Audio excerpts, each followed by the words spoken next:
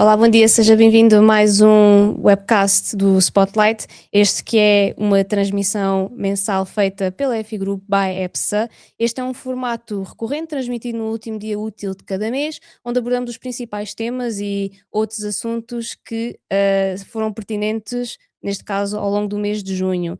Este formato está dividido em dois momentos, sendo que numa primeira parte convidamos aqui alguns membros das nossas equipas para abordar alguns tópicos, seja a títulos de artigos de opinião ou até mesmo outros assuntos, e na segunda metade da sessão acabamos por analisar os principais avisos que estão incluídos na nossa newsletter de calls. Se ainda não recebe a nossa newsletter, pode fazê-lo através do link no primeiro comentário e ficará certamente agradado se ficar até ao final, porque iremos fazer a análise da última newsletter enviada. Portanto, fique desse lado. Na edição de hoje temos dois grandes temas. Em primeiro lugar, vamos falar sobre a nova Diretiva Europeia da Transparência Salarial e ainda sobre o lançamento da plataforma Grantávia. Assim sendo, sem mais demoras, avançamos para o primeiro tema sobre a Diretiva Europeia de Transparência Salarial. Para falar um pouco sobre este assunto, chamo aqui a Samantha Araújo. Olá, Samantha, bom dia. Bom dia. Obrigada por estares aqui connosco. Samantha, escreveste aqui um artigo neste âmbito, onde falas aqui de alguns potenciais desafios para as empresas na aplicação desta diretiva. Sem dúvida. Especificamente, indicas que esta diretiva não deve ser encarada apenas como uma exigência legal, mas também aqui como um indicador de maturidade organizacional nas empresas. Referes Sim. também que o maior desafio poderá não estar na etapa de recrutamento, mas sim na Verdade. gestão interna das pessoas que já fazem parte das equipas. E ainda mencionas que o direito dos trabalhadores a se terem informação sobre as remunerações comparáveis poderá aqui obrigar as empresas a formalizar alguns critérios de progressão, mérito e desempenho, tornando-os mais objetivos, mensuráveis e justificáveis. Portanto, Samantha, este é aqui um tópico que tem sido bastante quente ao longo deste último mês e também surge aqui algumas questões relacionadas com este assunto. Portanto, a primeira questão que gostaria de colocar é que falasses um pouco mesmo sobre esta diretiva em si e quais é que são as indicações claras para as empresas que devem ser cumpridas. Ok. Então, sim, isto é um tema realmente bastante quente, e de uma forma muito resumida, o que é que diz esta diretiva? A Diretiva Europeia da Transparência Salarial tem aqui um objetivo que é o de reforçar o princípio de salário igual para trabalho igual ou de valor igual. Isto é o grande objetivo desta diretiva, tornando então o quê? Mais visíveis os critérios que estão por detrás das decisões salariais, criando então mecanismos mais fortes de prevenção e aqui de correção de algumas eventuais desigualdades que possam existir. Na prática, as empresas passam a ter então de assegurar que as suas estruturas remuneratórias assentam nos tais critérios que tu falavas e bem, que constavam também no artigo, mais objetivos e neutros do ponto de vista de género e devidamente documentados. Ou seja, o que se passa a ter que ter em consideração para estes critérios são, por exemplo, aspectos como responsabilidade, competência, esforço, complexidade da função, condições de trabalho, experiência e desempenho, entre muitos outros que possamos ter específicos para cada função, como certificações, etc. A diretiva fornece então, aqui como dizias também, indicações muito claras que as empresas devem cumprir. Desde logo, maior transparência no recrutamento, como através de informação inicial ou intervalo salarial dado antes da entrevista e proibição de perguntar ao candidato o seu histórico salarial. Está bem? Adicionalmente, os trabalhadores passam também a ter direito a solicitar informação sobre os níveis médios de remuneração na sua categoria profissional, desagregados por género, para funções que sejam eventualmente também comparáveis. E por último, as empresas com mais de 100 ou mais colaboradores terão também de reportar anualmente dados sobre disparidade salarial entre género, organizados também por categoria profissional. E caso essa disparidade atinja ou ultrapasse 5%, e não se possa justificar aqui por critérios objetivos, a empresa fica então obrigada a realizar uma avaliação conjunta com o objetivo de identificar causas ou até definir um plano de ação corretivo para as mesmas. Está bem?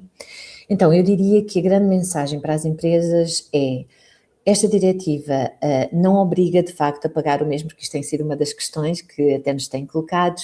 A diretiva não obriga a pagar o mesmo a todas as pessoas, obriga sim a que as diferenças salariais sejam explicáveis, consistentes e sustentadas em critérios claros.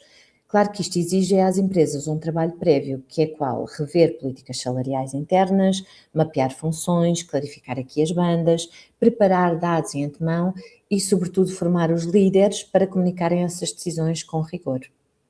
Uhum. E pegando aqui nessa última parte que referes, não é? A nível de comunicação por parte dos líderes e a necessidade de formá-los neste sentido, acreditas que esta diretiva irá alterar a forma como os líderes e gestores de equipes comunicam as decisões relacionadas com progressões e aumentos salariais e de que forma? Sim, eu acredito que sim, e acho que será até de uma forma bastante significativa, ou seja, até agora, em muitas organizações, as conversas sobre progressões de carreira e aumentos salariais são frequentemente muito pouco estruturadas, preparadas ou até muito independentes do contexto individual ou da margem de decisão de cada gestor. Então, com esta transparência salarial, esta abordagem deixa então de ser o suficiente. E os líderes terão então de se começar a preparar e conseguir explicar com maior clareza por que razão uma pessoa progride, por que razão recebe determinado aumento ou por que razão não reúne as condições para uma evolução então salarial. Isto exige então que esta comunicação seja cada vez mais objetiva, mais consistente e que tenha que ser melhor preparada. Os gestores têm então de alguma forma ter que se apoiar em critérios previamente definidos pela empresa, em conjunto aqui talvez também com o departamento e com o suporte do departamento de recursos humanos e de gestão de pessoas, para saberem, para se preparar nestes critérios, como o desempenho, como tínhamos falado há pouco, a maturidade da função e como é que poderá ser a evolução face às suas expectativas. E terão também de começar a preparar estas conversas de forma a que sejam mais transparentes e que os trabalhadores consigam também compreender melhor não apenas a razão do aumento salarial, mas também o racional por detrás da evolução na organização. Ou seja, aqui também, e só para terminar, do ponto de vista da gestão de pessoas, considero que esta diretiva é realmente uma oportunidade muito positiva para as mesmas, porque esta transparência pode ajudar a profissionalizar a gestão de pessoas, reduzir percepções de arbitrariedade que existem muitas das vezes e aumentar a confiança.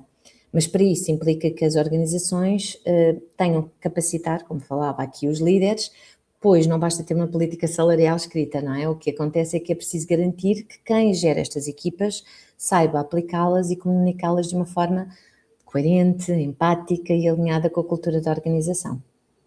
Exatamente, é aqui uma soft skill Sim. Muito importante no meio destes processos. E por fim, Samantha, aqui também um pouco na tua experiência como responsável de recursos humanos, se pudesse deixar uma recomendação às empresas que ainda olham para esta diretiva mais como uma obrigação a cumprir, o que é que lhes poderias dizer? Aqui uma Ou seja, aqui a minha recomendação seria mesmo não olharem para esta diretiva e para este tema como uma questão de compliance. Naturalmente que existe aqui uma obrigação legal por detrás e prazos a cumprir, mas reduzir a transparência salarial a um exercício meramente jurídico ou administrativo seria perdermos aqui uma oportunidade muito importante, pois é um tema sobretudo de confiança, de cultura organizacional e de proposta de valor enquanto empregador que podemos também trazer. Pois as empresas aqui a prepararem-se de uma forma consistente poderão retirar deste processo muito mais do que um cumprimento legal. Vão ganhar o quê? Mais clareza interna, vão ter aqui decisões remuneratórias mais consistentes, mais sustentadas, vão poder ter conversas mais transparentes entre os líderes e colaboradores e, naturalmente, vão conseguir o quê? Uma marca empregadora mais credível e alinhada com as expectativas atuais dos profissionais. Sem dúvida, Samantha. Obrigada pelo teu contributo. Obrigada, eu. Passamos então aqui para o próximo tema. O tema seguinte é sobre o lançamento da plataforma Grantavia. Para falar sobre este tema, chamo aqui Fábio Gomes, que é aqui responsável pela transformação digital na EFI Group by EPSA. Olá, Fábio, bom dia. Olá, Manuela, bom dia. Bom dia, obrigada por estares aqui connosco.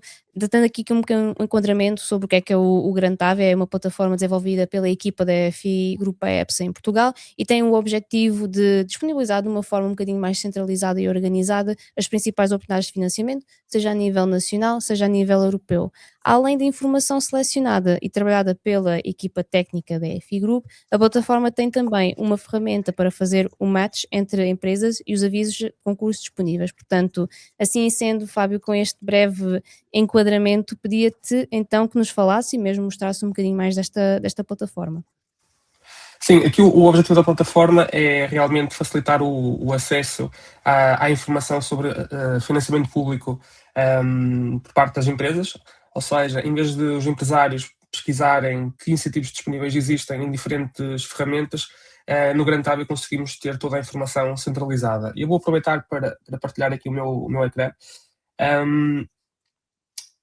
Aqui no Grantavia, ou seja, neste momento nós estamos em vários países, a FI-Group está em vários países, neste momento começamos apenas por Portugal, mas o objetivo a breve prazo é trazer mais países. O primeiro deles será a Itália já durante próximos de julho, e à partida, ao longo dos próximos meses, vamos também aqui adicionar outros países onde a FI-Group está presente.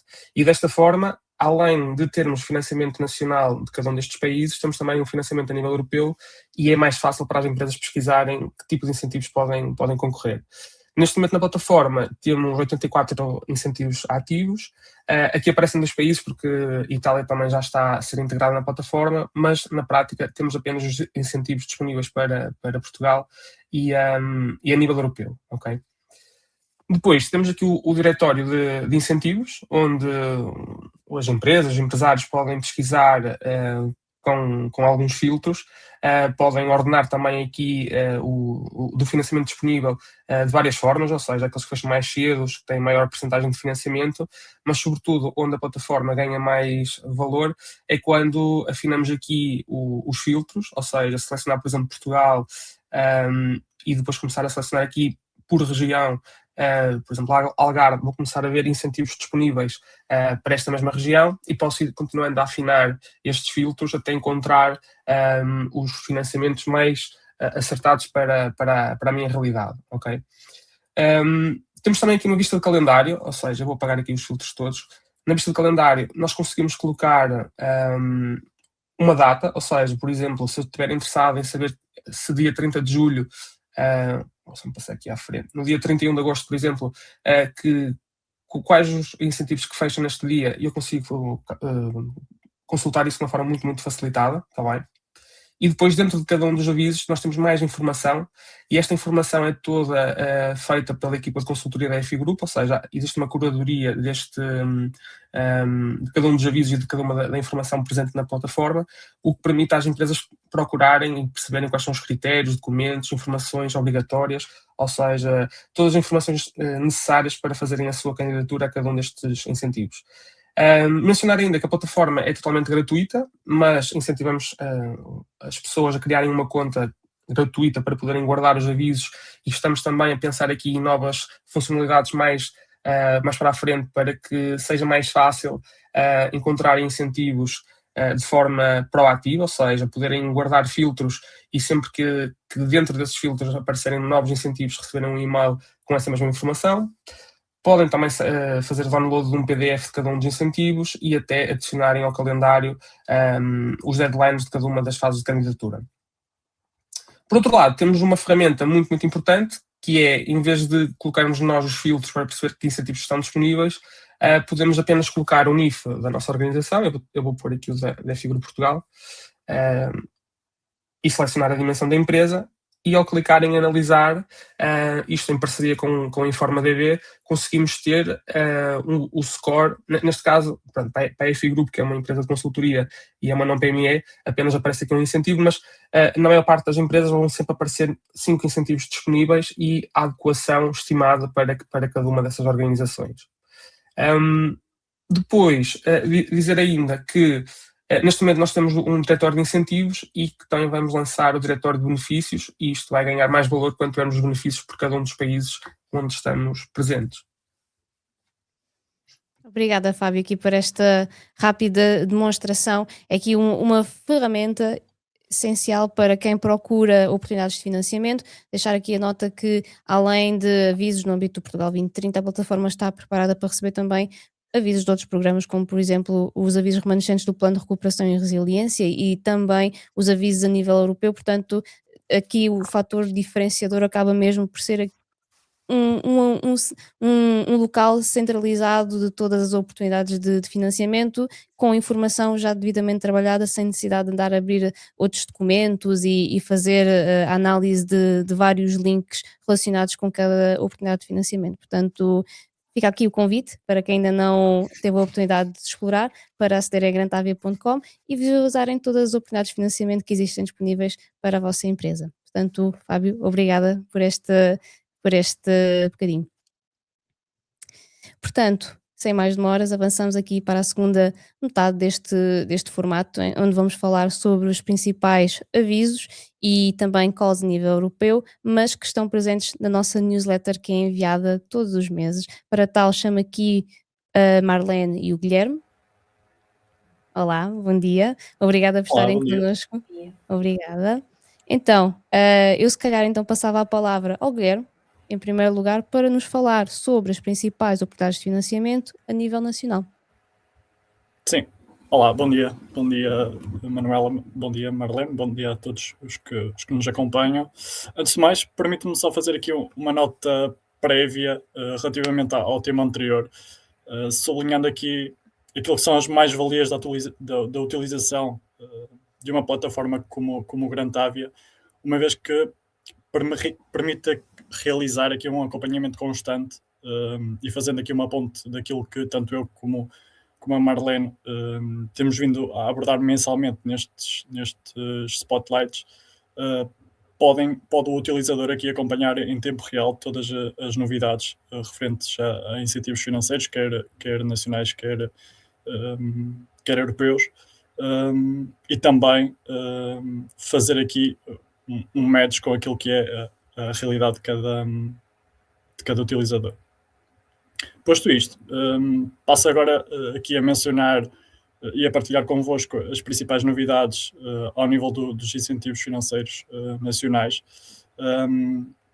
com particular destaque para um aviso muito aguardado pelo mercado, e falo do aviso de inovação produtiva que abriu recentemente.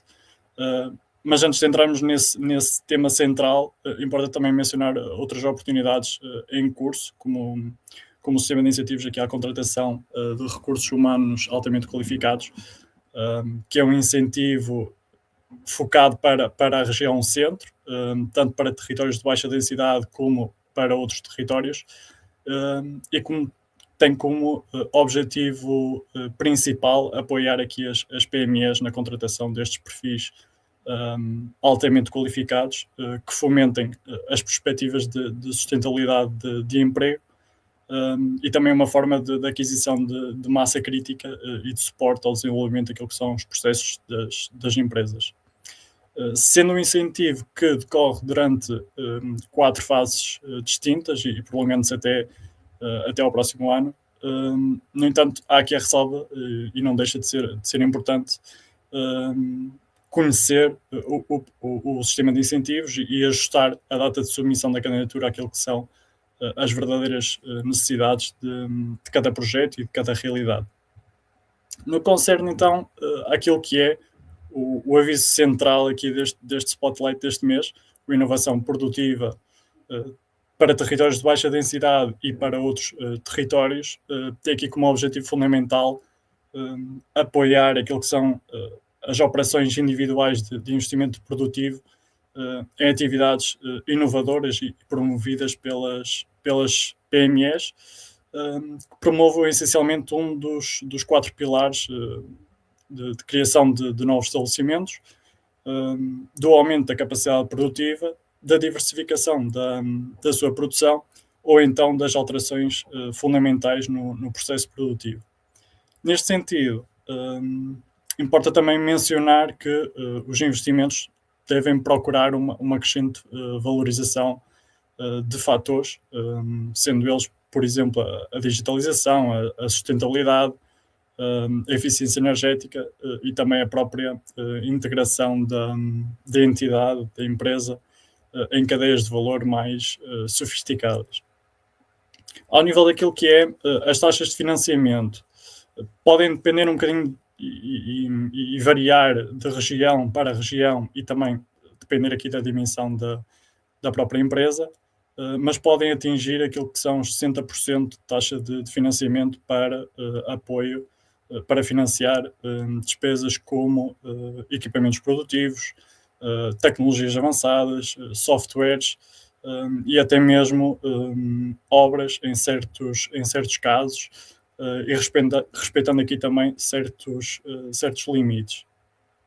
Quanto àquilo que são, para mim, os fatores críticos de sucesso e que podem fazer diferença no momento da apresentação da candidatura, apontaria para aquilo que é a definição e a clareza estratégica do próprio investimento a realizar, também a incorporação da componente de inovação efetiva e com impacto mensurável no crescimento da empresa, e tudo isto moldado aqui no planeamento da própria candidatura, uma vez que sabemos que este tipo de avisos são tipicamente muito, muito competitivos.